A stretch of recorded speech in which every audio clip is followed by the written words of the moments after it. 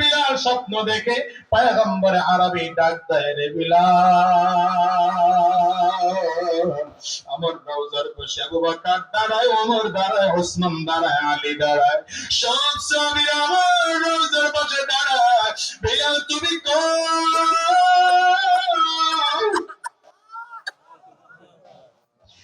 বিলাল তুমি কোন আমার রওজার পাশে দাঁড়াও না।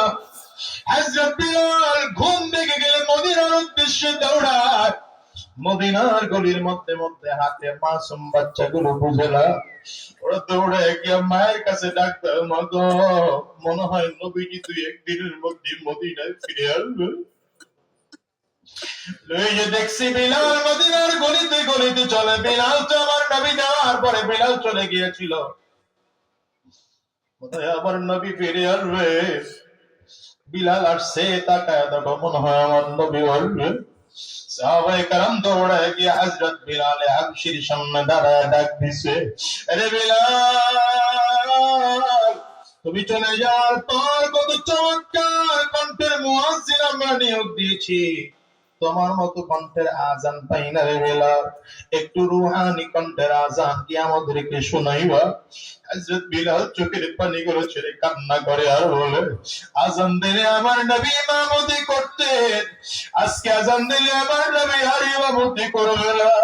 আমি বিলাল আজান দিলে যদি আমার নবী ইমামতি না করে, এমন আজান আমি বিলাল দেব না। সালমান ফারসি রাদিয়াল্লাহু আনহু মুরব্বি সাহাবী ডেকে বলেন, তোমরা এমন করে বলে বলে বলে বলে লাভ নাই, দৌড়ায় গিয়ে দেখো কই হযরত আলীর কলিজার টুকরা সন্তান দুইটা, হাসান কই, হুসাইন কই, খোঁজ দেখো। ফাতিমার কলিজার টুকরা হাসান আর হুসাইন আয়েশা বিলালকে যদি আসাম দিতে বলে, বিলাল না করতে পারবে না। দুই ভাই এসে দৌড়া দাঁড়ায় গেছে। হযরত বিলালের জামার আস্তিন ধরে ধরে ধরে ধরে টানে আর বলে, বিলাল, নানার মুয়াজ্জিন, তুমি কি আমাদেরকে একটু আজান দিয়ে শোনাইবা? হযরত বিলাল চক্ষুটা খুলে তাকায় দেখে দুই ভাইয়ের চেহারার মধ্যে আমার নবীর চেহারার একটু মিল খুঁজে পাওয়া যায়।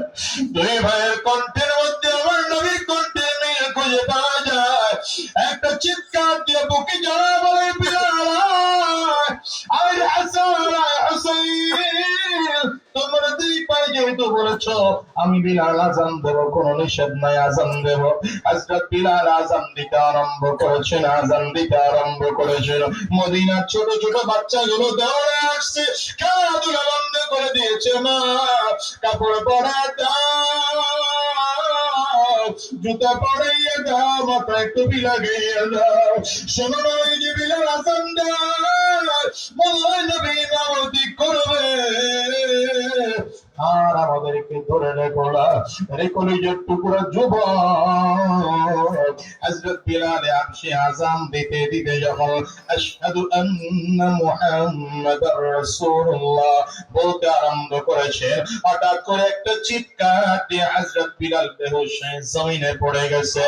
হুশ নাই হযরত বিলালের।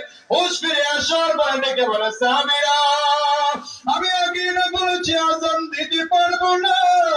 আযানের মধ্যে যখন আমার নবীর নামটা উচ্চারণ করলাম, আমি বিলাল নিজে ধরে রাখতে পারলাম না, হুশ চলে গেল। এরই কলিজার টুকরা যুবক, তোমাদেরকে বুঝাবো কেমনে আমি জানি না। এই দুনিয়ার মুসলমান যেই মাদ্রাসার উদ্যোগে মাহফিল, এই মাদ্রাসা কত কত ঘটনা আছে।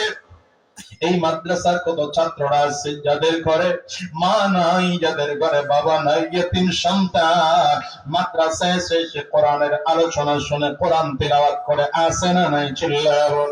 এই গত রাত্রে যেখানে প্রোগ্রাম করলাম রে মুসলমান, ওই মাদ্রাসার ঘটনা বলি। গতকালকের একদিন আগে আল্লাহর বান্দা ছোট্ট মানুষ কোরআনের হাফেজ মসজিদ কমিটি মাদ্রাসার সভাপতি আমাকে বললেন, হুজুর বাচ্চাটা বড় চমৎকার দেখতে ছিল, দেখতে ব্রেনেও ছিল, হাফেজ পড়তো, হেফজখানায় পড়তো, হঠাৎ করে তার মাথায় পিলার পড়ে আল্লাহর বান্দা মাহফিলের একদিন আগে দুনিয়ার থেকে বিদায় হয়ে গেছে। এই যুবক এমন হাজারো ঘটনা আছে। আমি তো প্রায় বলি, আজকেও বলে যাই, আমার মাদ্রাসাটা ঢাকায় প্রথম যখন শুরু করলাম, আজ থেকে আরো 5 বছর আগের কথা, মাদ্রাসা পরীক্ষা দিয়ে বিকাল বেলা বন্ধ দিলাম, আমি বন্ধ দিয়ে বাচ্চারা সব বাড়িতে চলে গেল। ঢাকায় আমি প্রোগ্রাম করার জন্য চলে আসলাম। প্রোগ্রাম শেষ করে রাত 3:30টায় গিয়ে মাদ্রাসায় ঢুকে দেখি আমার বাবুর্চির সাথে ছোট্ট একটা বাচ্চা ঘুমায়, সব বাচ্চারা চলে গেছে। আমি বাবুর্চিরে ডেকে তুললাম, এই বাচ্চাটা বাড়িতে যায় নাই কেন? বলে, হুজুর এই বাচ্চারা নামার জন্য কেউ আসে নাই। আমি বাচ্চাটারে ঘুম থেকে উঠাইলাম, কিরে বেটা বাড়িতে যাস নাই কেন? ও আমার দিকে তাকায় তাকায় চোখের পানিগুলো ছেড়ে ফেল ফেল করে কান্দে আর বলে, হুজুর আমি কই যাব, বাবা নাই, আমার তো মাথায় আজকে নাই। আমি বলি, বেটা খুলে বল। বাচ্চাটা আমার দিকে তাকায় বলে, হুজুর আমার আব্বু অনেক আগেই বিদায় হয়ে চলে গেছে, মা আমার আরেকটা জায়গায় বিয়ে বসছে, ওই বাড়িতে গেলে আমার নতুন আব্বু নাই, শুধু মারে আমার খাইতে দেয় না, আমার মোটেও আদর করে না, আমার বড় মাকে আমি হাঁটতে পারো দিলাম, কে বলছে তোর বাবা নাই, আমার বুকে আয়, এই যাবি তোর বাবা। বাচ্চাটা আমার দিকে তাকায় বলে, হুজুর আপনি আমার বাবা না, আমি আমার আব্বুরেও চিনি, আমার উস্তাদেরও চিনি। আরে যুবক, এই মজলিসে এমন মানুষ আছে যারা মা হারাইছেন, বাবা হারাইছেন, আছে না নাই? চিল্লায় চিল্লায় জোরে বলো। আমার আলতাফ ভাই আজকে আসার পরে বলে, হুজুর আমি বড় ভাগ্যবান মানুষ, আমার বাবা আছে, আমার মাও বেঁচে আছে। আমার মনে পড়ে গেল আলতাফ ভাই আমার বড় আপনজন, তার কলিজা বড় ভালো, কপালটা বড় ভালো। আমি আজাদের ঘরে আমার মা নাই, এই মাহফিলের মোনাজাত করে দিলে বাসায় যাই বা হয়তো দরজায় টোকা দিবা, তোমার মা দরজা খুলবে। আমি আজাদি বাসায় গিয়া দরজায় টোকা দিলে আমার মা দরজা খুলবে না রে বাজা। আজকের এই মজলিসে কত মানুষ আছে যাদের ঘরে মা নাই, আমার মতো কার কার মা নাই? হাতটা তুলে দেখাও। কার কার বাবা নাই বাজান, তোমরাও হাতটা উঁচু করে দেখাও। যুবক যাদের ঘরে মা আছে, বাবা আছে, যারা হাত তুলেছেন তাদের চেহারার দিকে একটু তাকায় তাকায় দেখো, এদের চোখে পানি।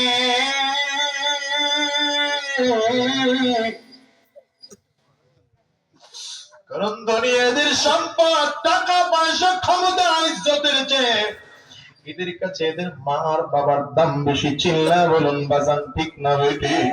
অনুরোধ করে গেলাম রে যুবক, আর শয়তানের রাস্তায় চলো না, আর উল্টো পাল্টা রাস্তায় চলো না, আর দাড়ির মধ্যে কোন লাগাইও না, আর মাথার থেকে টুপিটারে নামাইও না, সুন্নতি পোশাক আর ছাইরো না, ঘুষের কদমে পা দিও না, ওই সুদের রাস্তায় পা বাড়াও না। আল্লাহ পাকের গোলাম হয়ে দুনিয়ায় থাকো, যতদিন এই জমিনে বেঁচে থাকবো। ওয়াদা করে বিদায় হও, নবীর মুহাব্বত কলিজায় ঢুকাইব, আল্লাহর মুহাব্বত কলিজায় ঢুকাইব, আল্লাহ পাকের হুকুম মেনে মেনে চলবো, নবীর আদেশগুলো মেনে মেনে চলবো, আর বাবা আর মায়ের সাথে বেয়াদবি আর জীবনও করবো না। কারা কারা ওয়াদা করতে তৈয়ার? দুই হাত তুলে আল্লাহরে দেখা, চিৎকার করে ডাক দাও,